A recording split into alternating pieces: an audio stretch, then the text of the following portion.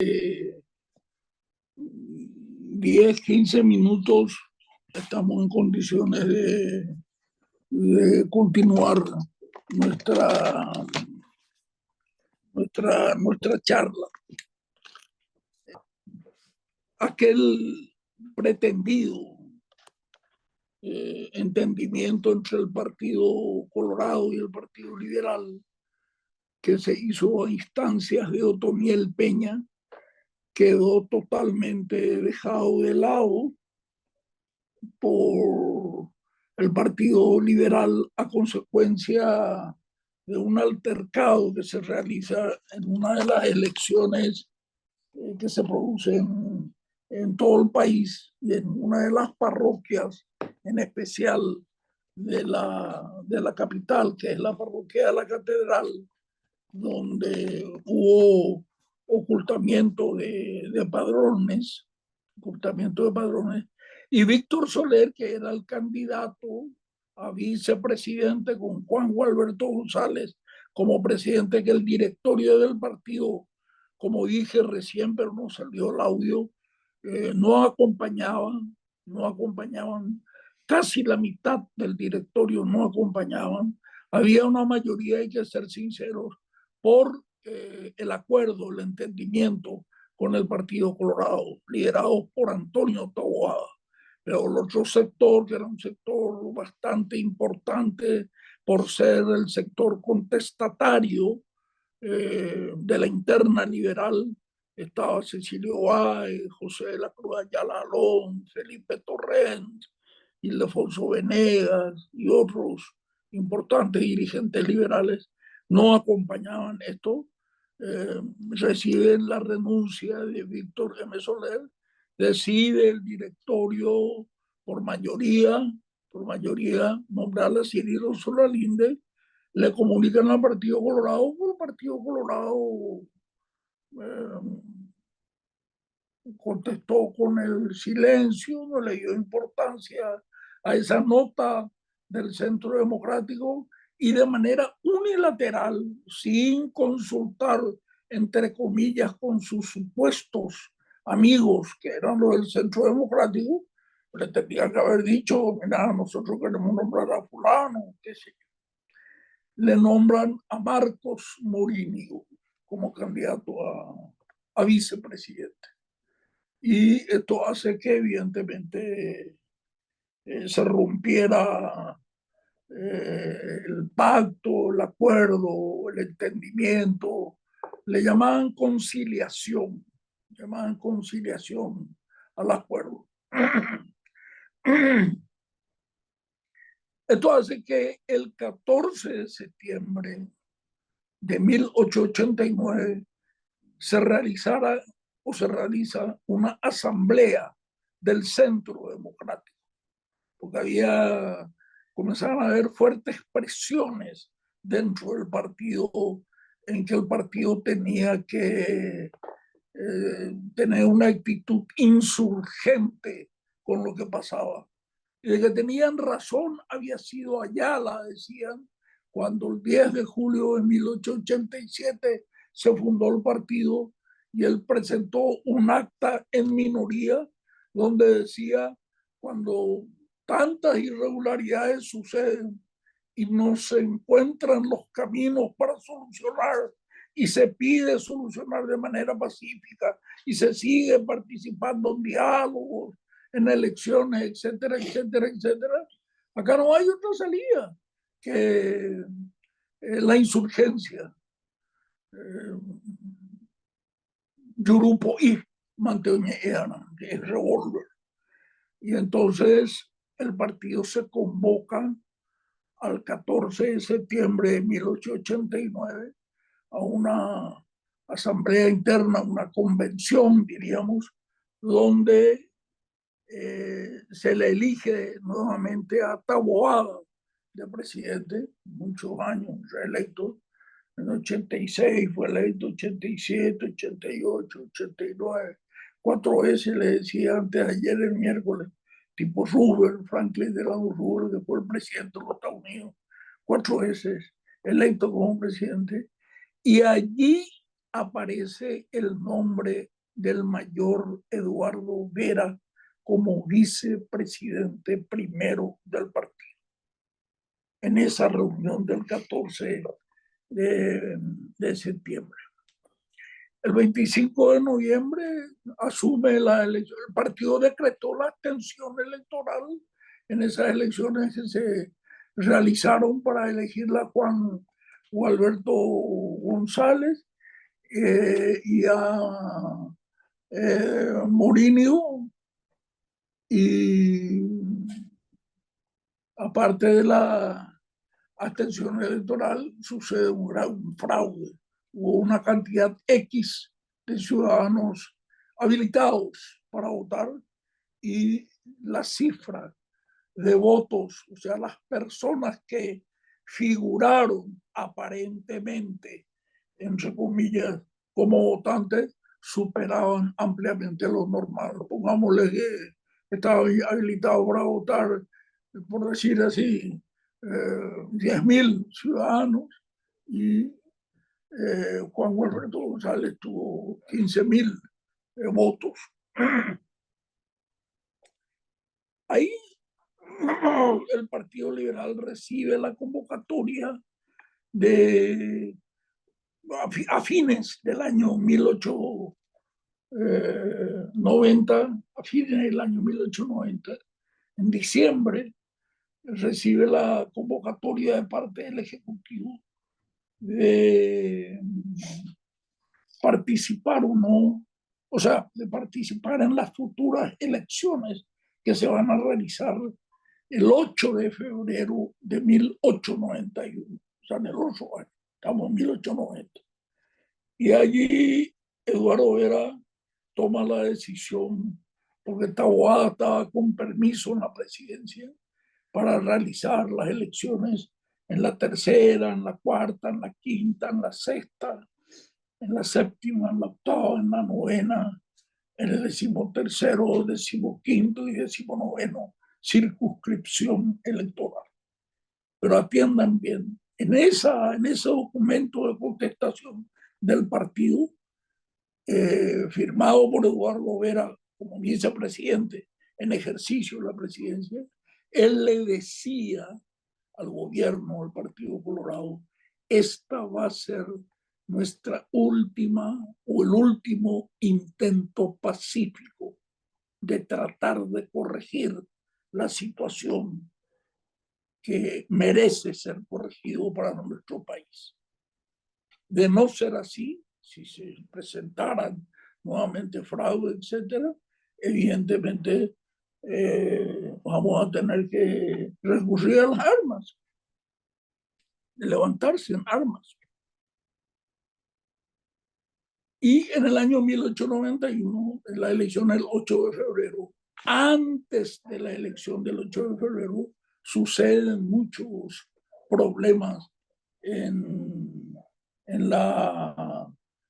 13º distrito electoral, que le correspondía a Ibicuí, Quiquó y Muyapel, a esos 3 pueblos, el 13º. Había dirigentes colorados fuertes allí. Samaniego era el apellido de Ibicuí, pero también había muy fuertes liberales.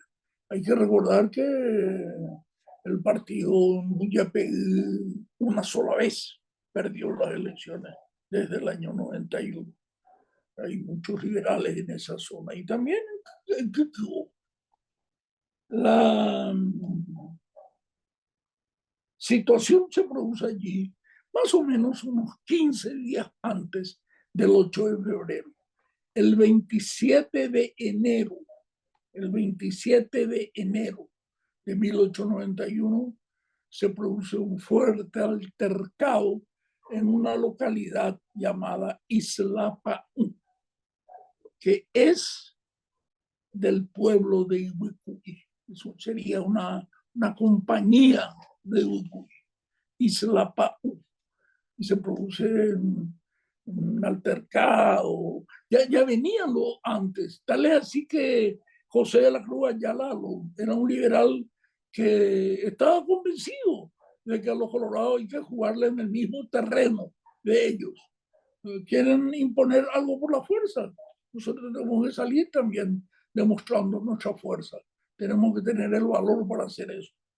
Y él adquirió un lote importante, habrán sido 30, 50 machetes, y le descomisaron. Vino la policía y le quitó, le llevó, eso seguro lo habrán repartido a sus amigos. Y por contrario efecto, él se fue y a alguna gente le contaban que en tal casa había caja de armas de Remington, Winchester, y se fue a ver, revisó él y encontró que tenían inscrito en los fusiles la palabra perteneciente a la policía, a los vigilantes, específicamente el nombre era a los vigilantes de policía. Y la gente de Ilapamú le decía a Juan de la Cruz Ayala, cuando se iba él de visita, no, nosotros no queremos que vos venga y nos traiga kepis, calcomanía, chips para nuestra computadora, para la propaganda. No queremos, no queremos que le traiga a Shakira para un acto. Ahora mismo está revólver, está escopeta, fusil, porque esto no nos va a venir así a nosotros. Y justamente sucede en la casa de un dirigente liberal, ese 27 de enero, llamado Nicolás Vargas con B larga. Vargas con B larga. Nicolás Vargas con B larga. Y le decían Lampiño, como Menena Gendibay. La Gendibay no tenía barba. Lampiño le decían. Y van y atacan los colorados esa casa, porque creían de que ahí estaba Alón, creían de que ahí estaba Alón, José de la Cruz Ayala Alón. Y ahí se producen muertos, 8 muertos, se producen heridos también, salieron heridos la gente del Partido Colorado.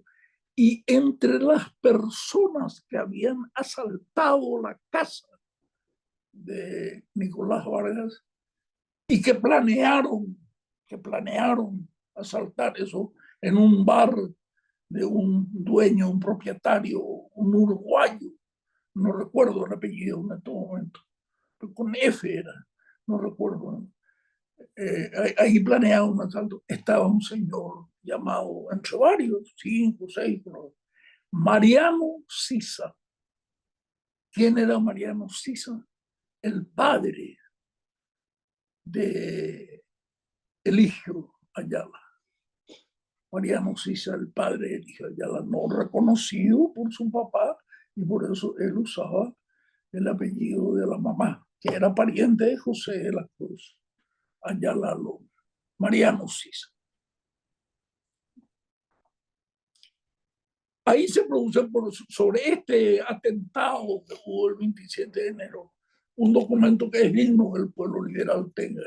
Yo quiero quitar la fotocopia y hacer unas 10, 15, 20 fotocopias, que no sé qué cantidad de alumnos hay que están por el método virtual, y tener para repartirles, acerquen a buscar, a retirar de ese documento del 12 de abril, que seguía Taboada con permiso. Ahí actuaba Eduardo Vera en su carácter de viceprimero como presidente del partido. Y hizo un gran documento. Le voy a leer una partecita para que comprendan este tema del documento.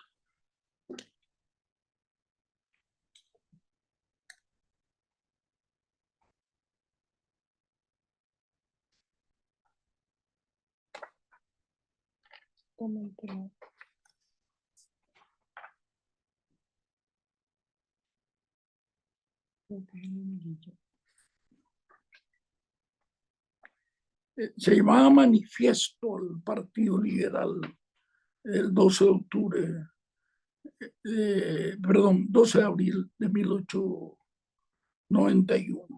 Y ahí hablaba de todos los atropellos que se habían producido en todas las elecciones, etcétera, etcétera, etcétera, etcétera. Y ahí hablaba, decía, al final, se hace pues necesario oponer un vallabar, o sea, poner un muro, una valla, un vallabar a tanto desborde de autoridad, a tanto influjo de malas pasiones, a tanta plétora de inmoralidad. Y ese vallabar debe ser la nunca desmentida energía del Partido Liberal, que en todas las ocasiones precisas ha demostrado poseerla. Si la conciencia pública dormita, como ahora, en varias cosas, en varios momentos, que tenemos que salir y gritar y decir, esto está mal. Hay varios casos de eso. Dormita, hay que despertarse. Y la voz de indignación dejarse oír para condenar la injusticia, el desafuero y el desbarajuste del poder arbitrario. Un partido con sanos principios, de ideas elevadas y nobles, un partido que bebe su inspiración en la fuente purísima del patriotismo y de la moral, que apaga la sed de sus legítimas ambiciones en el manantial de la justicia y del derecho, no debe tener contacto con un gobierno inmoral. Y todo consorcio que se haga con él debe ser y simple mirado, mientras existen los impedimentos que los dirimen, como un vergonzoso adulterio. Sin lugar a dudas, que todo lo ha escrito Cecilio Báez, era un tipo que escribía y tenía una manera fácil de llegar a la gente. Concluimos, por lo tanto, dice, aconsejando al Partido Liberal firmeza en sus propósitos, persistencia en sus trabajos, divorcio de todo poder corruptor y corrompido, energía en condenar sus iniquidades y fe inquebrantable en su glorioso destino. No hay ninguna diferencia con algunas situaciones políticas que pasan hoy en nuestro país, el 2024. Esto es 12 de abril de 1891, hace mucho tiempo. La dignidad ofendida del pueblo reclama esta actitud hasta tanto llegue el día de las grandes y solemnes respiraciones. Firman Eduardo Vera, Cecilio Báez, muy bueno, muy bueno. Pedro P. Caballero, Emilio Saguier Cabañas, que era el hijo de aquel vicepresidente que tenía que suceder a Vareiro el 4 de septiembre de 1880 cuando murió, Adolfo Saguier. Era colorado Adolfo Saguier, pero su hijo era liberal, se hizo liberal. Saguier Cabañas. Manuel Frutos, Ignacio Ibarra, que era el director de la democracia. Avelino Bercete, cuñado del general Patricio Escobar. Patricio Escobar, una hermana, con la hermana de Avelino Bercete. Y José de la Cruz Ayala, Alom, que fue el más directamente afectado porque, como les dije, estos altercados se produjeron, esta violencia, estas muertes, esta represión de los colorados, se produjeron en el 13º distrito y Buyapey, en una zona llamada Isla Palma. Ante todo esto, el Partido Liberal el 26 de agosto realiza su convención. Se recuerdan que la otra fue el 14 de septiembre de 1890 y esta es el 26 de agosto de agosto, si casi lo sabe, de 1891, de 1891. Y allí, como en el Partido Liberal, como el Partido Liberal ya decidía, o por lo menos tenía decidido hacer el levantamiento armado, todos se ponen de acuerdo, todos se ponen de acuerdo. Hay un sentido que se da en el partido de una acción unida dentro del partido. O sea, lo que eran los sectores conservadores y los sectores más radicales. Y los dos periódicos, el Independiente y la Democracia, se ponen todos de acuerdo para encaminar al partido hacia una acción armada. Yo creo que Vera sabía lo que podía pasar, ir a enfrentar a un partido que tenía todo un ejército, los cuarteles, la caballería, infantería, artillería, y ahí él sabía, era perfectamente que iba a tener 100, 150 jóvenes enfervorizados a Caracún, como se dice, y después nadie más. Pero le eligen a Vera para que Vera sea el presidente del directorio y Antonio Taboada viceprimero. Y los tres periódicos actúan de manera conjunta y hacen sus editoriales, todo mirando y caminando hacia esa acción armada. El Independiente, por ejemplo, hace un editorial que dice nuestra culpa. Y nuestra culpa lo que decía es que si algo oye de algo nos pasa, algo no podemos llegar, por ejemplo, no tenemos un aumento de sueldo, no hay almuerzo para nuestros chicos por la escuela, etcétera, etcétera, es nuestra culpa. No es porque los otros son muy vales, muy capos, sino porque ya de ellas y ya muy nuestra. Eso decía el Independiente. Y el Independiente también decía que la amalgama, el YGA, es posible. El YGA de varios grupos, no solamente de varios grupos no, internos dentro del partido y también de muchos colorados que pasaban mal. Y en la democracia se hablaba de la unión hace la fuerza. La unión hace la fuerza. 7 de la unión hace la fuerza para poder realizar eso. Se constituye ese comité revolucionario y les cuento quiénes estaban en ese comité revolucionario. Ese comité revolucionario dirigía Eduardo Vera y estaba Taboada, estaba Juan Bautista Rivarola, que era el director de la Capitanía General de Puertos, y Pedro P. Caballero, 4 personas. Después se iban a acercar más Zaguier Cabaña y también Bartolomé Yegros después, pero estos 4 eran los que Vera, Taboada, Rivarola y Pedro P. Caballero. Y los encargados de reclutar las personas, de salir a buscar para participar del golpe, eran el propio Vera, Frutos, Emilio, Zaguier Cabaña, etcétera, etcétera.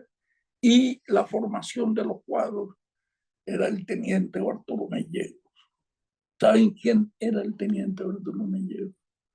Era el abuelo del que después había sido un líder en el Partido Colorado estronista y el líder de la bancada de la Cámara de Diputados estronista, Leandro Prieto Yegros. Bartolomé Yegros era el papá de su mamá. Era el abuelo de Leandro Prieto Yegros, el teniente primero Bartolomé Yegros, héroe de la guerra de la Triple Alianza. Y ahí se fijó el tema del 18 de octubre.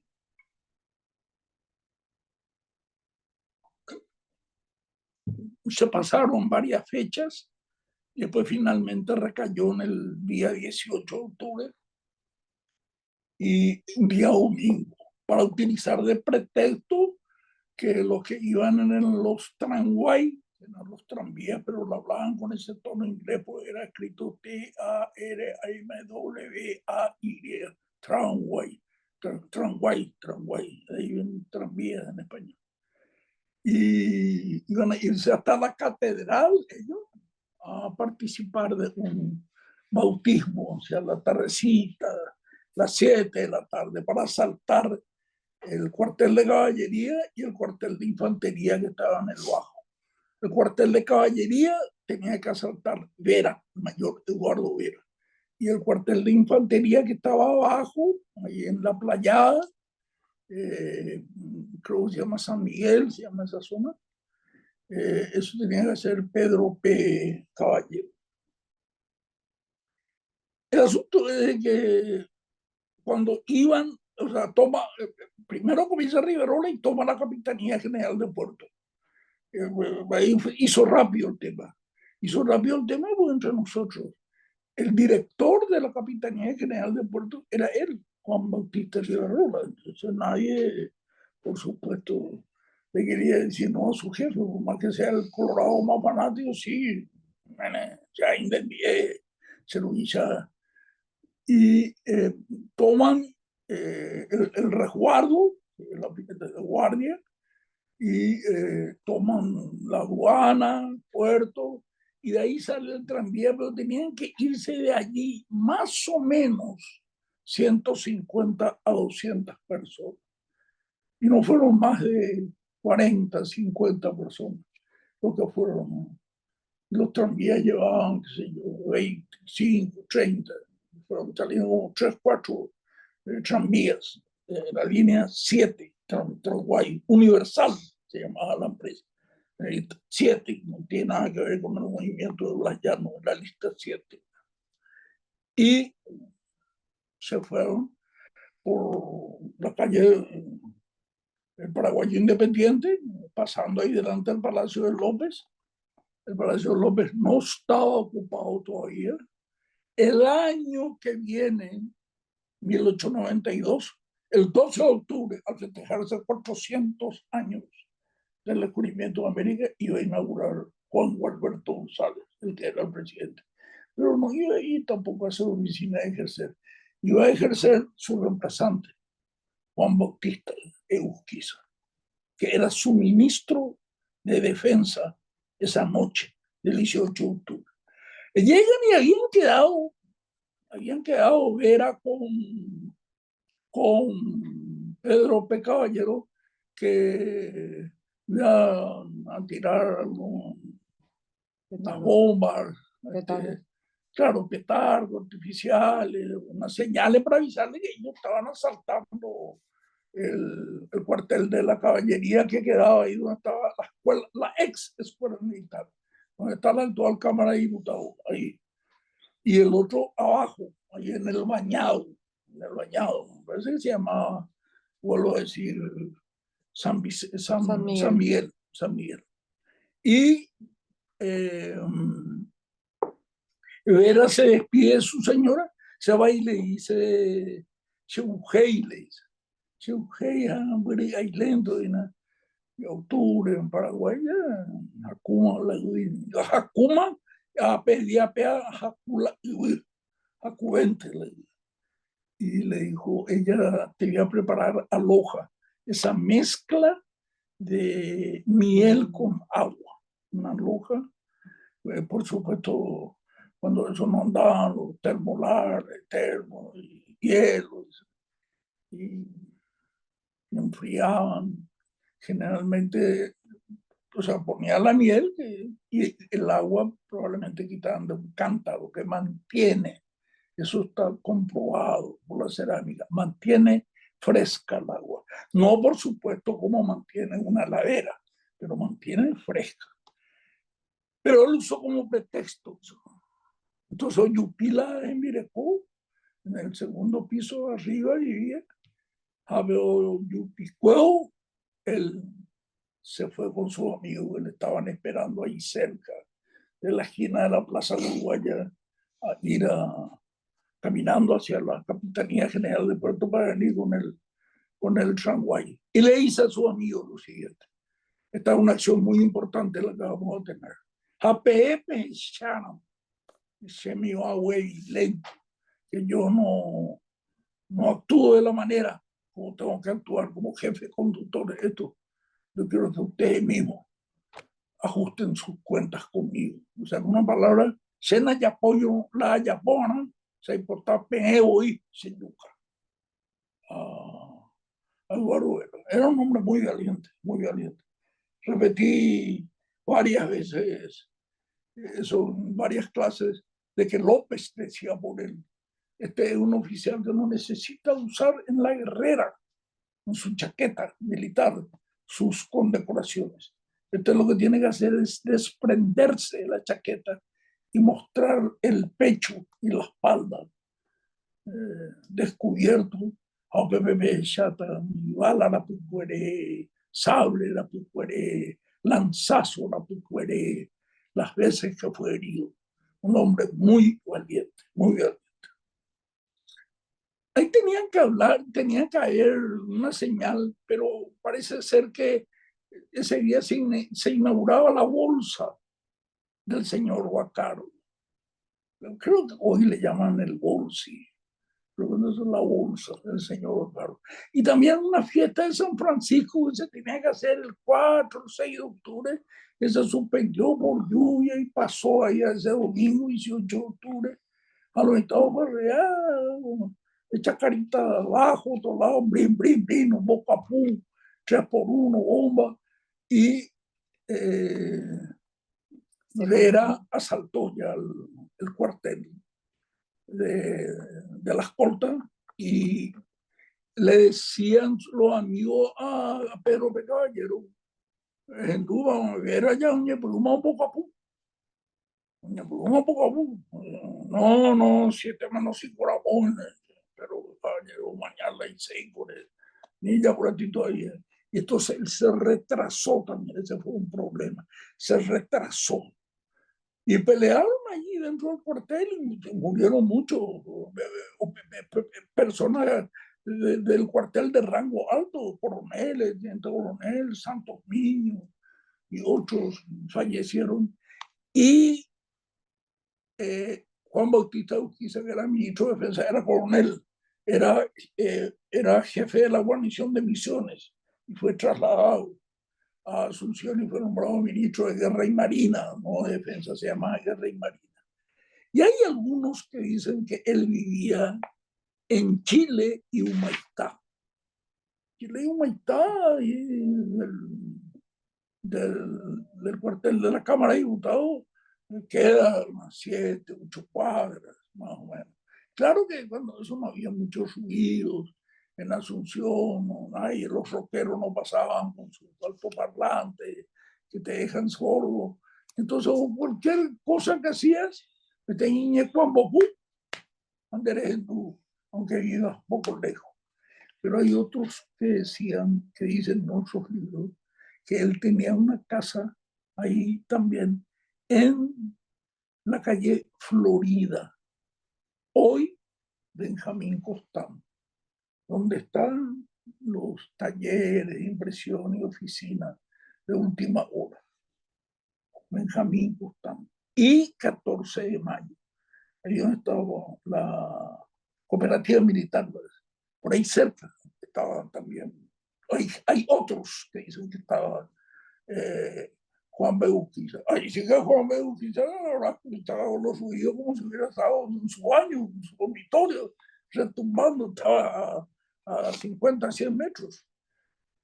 Y se fue, él entró en el cuartel y le reanimó a los soldados que estaban todos con la cabeza ya caída, entregados, bajoneados para retomar el cuartel. Y en uno de esos había una ametralladora y salió Vera hacia el patio a tratar de colocar bien el trípode, que por ejemplo hoy no falta, y ahí le dispararon a Vera. Y después dijeron los colorados que a Vera le mataron sus propios amigos que venían llegando como refuerzo. Pero están las declaraciones de Bartolomé Yegros, están las declaraciones del abuelo de Armando Spínola. Armando Spínola, sí, le suelen ver por ahí. Armando Spínola, ese que tiene el mismo nombre de su abuelo, él es Armando Vicente, y su abuelo se llamaba Vicente Spínola, que también estaba allí, y Saguier Cabañas, Emilio Saguier Cabañas. Y los tres coinciden de que fue cuando se fue Vera a tratar de armar, de montar el tubo cañón de la ametralladora sobre el trípode y para poder disparar. Y le mataron. Y ahí venía, ahí por la calle Florida, un grupo de gente que llegaban de refuerzo de la capitanía del puerto, que no pudieron venir en el tranguay número 7, y venían caminando por la calle Florida, miraron un poco ahí los letreros de última hora, qué noticia había, y salieron a la calle 14 de mayo. Y al salir ahí, caminar un poquitito, la guardia que estaba del cuartel, ya iremos recuperando el cuartel, le pegan una salva de tiro a todo ese grupo, y entre ellos le mata al diputado Juan Bautista Machaín. Por eso la música dice Machaín, Oyeyucá, Mayorvera o Zapucay, Yamanoro, Yamanone, por el bien del Paraguay. No hay que confundir con Facundo Machaín, que fue asesinado en la cárcel pública el 29 de octubre de 1877, 10 años antes. Este era Juan Bautista Machaín, problema. ¿Quién le iba a decir a la mamá, murió tu hijo, joven, diputado, abogado? Después fueron, le avisaron a la señora, pero no fueron los dos únicos muertos, Vera y Machaín. Hubieron también otros muertos. Entonces ahora yo pido disculpas y a leer porque esos otros nombres no recuerdo bien. Benjamín Fiereo, Ambrosio Ramírez, Francisco Leguizamón y Mariano Acosta. Más Machaín, Juan Machaín y Vera, son 6 personas. También hubieron otros grupos revolucionarios. Había un grupo que estaba ubicado entre la casa del gobernador y el correo, que dirigía Fabio Queiroz, que era para decirle a la policía: no salgan, no piensen ustedes en salir de ahí para ir a reforzar la defensa del cuartel, pues queda cerca, la policía estaba ahí, ¿dónde está? Entonces ellos tiraban, le estaban disparando cada rato a la policía, como para decirle: aquí estamos nosotros, Pesénamo, Pelle Yucata. Se dirigía a Fabio Queiroz. Y José del Carmen Pérez, que era coronel en la guerra del 70 y había sido gente de Bernardino Caballero, se fue a la casa, a asaltar la casa de Bernardino Caballero. Bernardino Caballero generalmente los domingos pasaba en la Quinta Caballero, que era propiedad de la señora de Bedoya, que fue viuda del presidente Juan Vigil. Y Caballero Bello Méndez ya se casó con 2 presidentes, con Juan Vigil y Bernardino Caballero. Y Bernardino Caballero, sí, acá mi secretaria me dice: sí, sí. Y también Bernardino Caballero no era ningún estúpido, era dueño del jardín botánico, que tiene una propiedad un poco más grande, un lote de 14 por 30. Eso es lo que tenemos la mayoría del pueblo paraguayo. Y fueron a la casa de él, que estaba en la calle Asunción y Escalante. Escalada o Escalante. Lo que sí estaba detrás de la estación ferroviaria, más o menos ahí cerca de la casa de Gondra, que está detrás.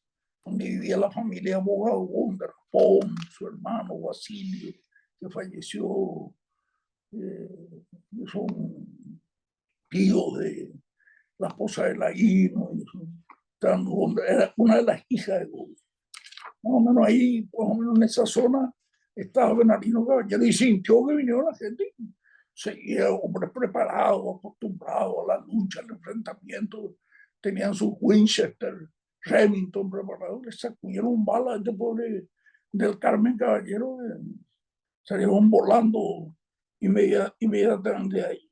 Y esta abogada que estaba en la Plaza Uruguaya y tenía que acudir rápido en ayuda de Vera, también tardó su tiempo. Evidentemente podemos ir concluyendo y decir, fue una gran intentona de gente que estaba asqueada de lo que pasaba, ya no sabían, no encontraban la manera de solucionar para poder quitar la problemática paraguaya hacia adelante, que agarrar las armas. Y no fue tampoco la única revolución del mundo que se hacía por estas causas, pero ahí fallaron los preparativos y medio apurados se hicieron las cosas. Si nosotros recordamos un poquitito nuevamente, vamos a ver que el 26 de agosto fue nombrado presidente del directorio Vera y el asalto fue el 18 de octubre. Agosto, septiembre, octubre. No tuvo ni 50, 60 días. Y cronometrar, hacer que las cosas sucedan de manera puntual. Siempre hay, evidentemente, algún tipo de problema. Llegado a la medianoche, el que estaba ahí en el cuartel era todavía Lampiño, aquel que habíamos visto, Nicolás Vargas, con B larga, el héroe de Isla Paú, de Ucuy, y él estaba herido con un grupo de gente, comenzaron a retirarse de allí. Rivarola, que era luego de la Capitanía General de Puerto, tenía un vaporcito y a su disposición, estaba enfrente y se subió en ese y se fue al exilio urgente. Cecilio Báez fue una Formosa, al exilio fueron para Formosa. Y ese fue el final del 18 de octubre. Pero quiero terminar con esto diciéndoles lo siguiente. Esta acción, que si bien fue una acción derrotada, como les dije, recuperada por la acción que tuvo Juan B. Urquiza, y eso le valió a él después ser candidato a presidente de la República el próximo periodo, 1894-1898. Le transmitió al pueblo liberal el espíritu de lucha y le transmitió al pueblo liberal haciéndole de que el 18 de octubre quiere decir el momento en el cual el pueblo liberal, a costa de cualquier sacrificio, incluso la vida misma, si no pregúntenle a Vera, a Machaín, a los otros, a Costa, a Leguizamón, a Arzamendia, los otros 4 más que murieron, 6 en total, estaban decididos a arriesgar lo que se tendría que haber arriesgado para poder luchar y conseguir la democracia, la libertad, la justicia social del pueblo paraguayo. Ese es el gran legado del 18 de octubre. Así le dije también a como el 1 de marzo, López, no me podía haberse rendido, me rindo ante los brasileños que vinieron ahí en Cerro Corá. ¿Y qué le iban a hacer los brasileños? Le iban a poner una cadena y como un monito enjaulado le iban a llevar a Río de Janeiro, que era la capital de Brasil cuando eso no había Brasilia, y donde vivía el rey, sí, el rey Pedro II, Petrópolis se llamaba la ciudad, en homenaje a Pedro, le iban a hacer pasear y desfilar ahí antes, que todavía iban a aparecer las escuelas de samba en el carnaval, el pobre López. En cambio, López tuvo el valor espiritual, el valor moral, el valor físico, guerrero del combatiente paraguayo, de decir, no, ya hija, estoy cola y cola. Y vamos a pelear y murió, como les dije, Gondra dijo en el año 1908, murió con el nombre de la patria en el corazón y en los labios. Muero por mi patria. Algunos dicen, muero por mi patria. Sí, tiene eso. Paraguay moría en ese momento. Vinieron los argentinos, nos quitaron 96.000 kilómetros cuadrados y los brasileños nos quitaron 60.000 kilómetros cuadrados, casi toda la región oriental. Con esto terminamos la revolución del 18 de octubre y si Dios y la Virgen permite, y no sé qué puede pasar, no sé, si Dios y la Virgen permite, vamos a seguir el lunes que viene con los gobiernos que vinieron post 18 de octubre. O sea, la terminación del gobierno de Juan G. González, legionario, secretario general del Partido Colorado. Repito, que no quería, caballero, que sea presidente, pero los brasileños lo ordenaron y le dijeron, menos queremos que sea José II de Cuba. ¿Quién era José II de Cuba? Era el cuñado de aquel señor que logró la reunión de los liberales y colorados, Otoniel Peña. José II de Cuba estaba casado con Benigna Peña, que era la hermana de Otoniel Peña, y Juan Alberto González casado con la otra hermana, gran educadora paraguaya, doña Rosa Peña. Y después viene Egusquiza, el que salvó la poquita el 18 de octubre ahí en ese cuartel. Era ministro de Guerra y Marina y él sube de 1894 a 1898. Hacienda General, es un hombre fuerte y existe medio un rompimiento del liderazgo único de caballeros del Partido Colorado. Seguía siendo líder, pero ya apareció otro líder en el Partido Colorado, que fue el egusticismo. Y después de 1898 a 1902, echado también ahí al final de esos años, está el gobierno de Emilio Acebal, y después sube el coronel Ezcurra de 1902 a 1906. Quiso gobernar hasta 1906. En 1904 los muchachos, con la revolución liberal, toman el poder para abandonar después de 35 años. Mis abrazos, respeto y feliz fin de semana.